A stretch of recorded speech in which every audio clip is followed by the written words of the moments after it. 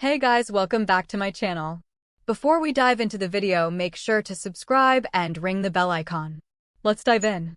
My name is Ryan. I'm a mechanic by trade, the kind who spends his days fixing cars in a garage, scented with oil and rubber. Hook, he discovered his wife's affair, vanished without a trace, and rebuilt his life. 5 years later, she found him begging for forgiveness. What did he say? I met Elena 10 years ago at a local fair where she was volunteering for a charity booth. She had a spark, a brightness that drew me in immediately. We talked about everything: favorite foods, dreams of traveling, life itself. Our first date was a picnic by the lake. We ate sandwiches, shared stories, and watched the sunset. Everything felt effortless. 2 years later, we married in a modest church ceremony, surrounded by friends and family. Our first 8 years together were steady, comfortable, full of little routines that made life sweet. Coffee at the kitchen table in the mornings, walks after dinner, Saturday movie nights, notes in my lunchbox reminding me she loved me. We weren't perfect, but our small shared world felt complete. Then the subtle cracks began to show, about 6 months before everything collapsed. Elena started coming home later. Her phone constantly in her purse, her excuses growing thin. Just a friend, she muttered when I glanced at her messages. I noticed small changes. A new necklace, a lingering perfume, a distracted tone in her voice. I brushed it off, hoping I was imagining things, clinging to the trust one had in her. The truth hit on a rainy afternoon. I came home early from work and heard her on the phone. Soft laughter and intimate words spilling from the bedroom. "I can't wait to see you again," she whispered. My chest tightened, my mind raced.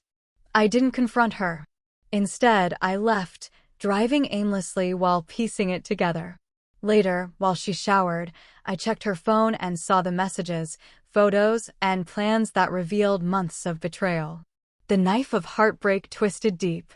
That night, I made a choice. I packed a bag, withdrew half our savings in cash, and left my phone and wedding ring on the kitchen table with a simple note.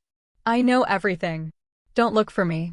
Hook, he disappeared, changed his name, and started over. But 5 years later, she walked into his garage. What happened when their eyes met? I crossed state lines, changed my name slightly, and started over in a remote town as a mechanic. The first year was the hardest. Loneliness gnawed at me, but over time, I found a rhythm in solitude. Hiking cleared my mind. I made friends, dated casually, and slowly built a life free from betrayal's shadow. 5 years passed. I found peace. Then one crisp autumn day, a familiar car rolled into the garage. Elena stepped out. She froze when she saw me. "Ryan," she whispered, tears forming. She had tracked me down after years of searching. Driven by guilt that never faded. "I ended it with him the day you left. I've been alone ever since. Please, can we talk?" We sat in a diner. She poured out apologies, spoke of mistakes, of regret, of still loving me. I listened, the old pain mixing with pity. "You broke us," I said quietly. "I built a new life without you." She begged for forgiveness, for a second chance. But I shook my head. It was too late. As she drove away, crying, I felt not triumph, but closure.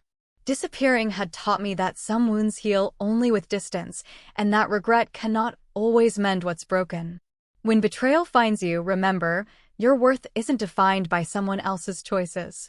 Sometimes walking away is the strongest thing you can do.